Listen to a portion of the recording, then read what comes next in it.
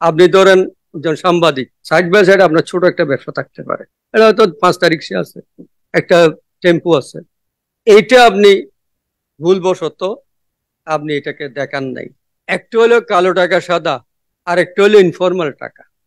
আপনি ধরেন একজন সাংবাদিক, আপনি জার্নালিস্ট, আপনি অপ্রতিষ্ঠিত টাকা, আপনি শুধু জার্নালিস্ট করেন, এটা বড় কথা না। সাইড বাই সাইড আপনার ছোট একটা ব্যবসা থাকতে পারে, এটা হয়তো 5টা রিক্সা আছে, একটা টেম্পু আছে, এইটা আপনি ভুলবশত আপনি এটাকে দেখান নাই।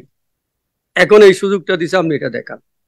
কোনো ক্রিমিনাল টাকা, অপরাধমূলক টাকা এখানে আনে দেখা, সেটার কথা আমরা বলি নাই।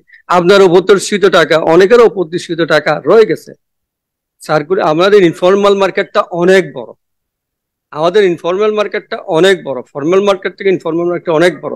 এই ইনফর্মাল মার্কেটের টাকাটা যেন এখানে আসে, এখানে যেন কোনো অপরাধমূলক কোনো কাজ করে সে টাকা যেন এখানে না আসে, সেটার জন্য আমাদের অবজেকশন আছে। এবং সৎ ব্যবসায়ী যারা ব্যবসা করে আসতেছে অনেকদিন থেকে, ট্যাক্স দিয়ে আসতেছে, অবশ্যই ট্যাক্স দেয় নাই ভুলবশত, সেইগুলি যেন আসে।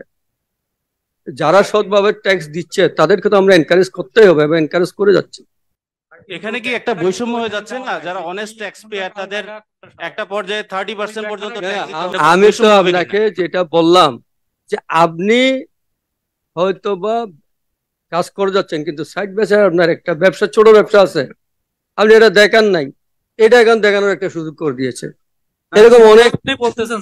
হ্যাঁ, সেটা তো আপনি বলতেছেন ভাই, ওটা হচ্ছে ওইখানে তো কোনো ব্যাখ্যা নাই যে সেইটাকে কালো টাকা। না, এটা আমরা সংশোধনের জন্য আমরা লিখবো, যেন ক্রিমিনাল অ্যাক্টিভিটিস এর অপরাধমূলক কোনো টাকা যেন এখানে এসে এই সুযোগটা নিতে না পারে, সেটার জন্য আমরা লিখব। কিন্তু আবার এই বছর যে টাকাটা হোয়াইট করবে, পরের বছর কিন্তু সে আবার কিন্তু এই জালে আসলো, এইটা জালে চলে আসলো, সে কিন্তু এই কন্টিনিউতে গেল, অর্থাৎ সে ট্যাক্স নেটের আওতায় আসলো। তো সবাইকে ধন্যবাদ।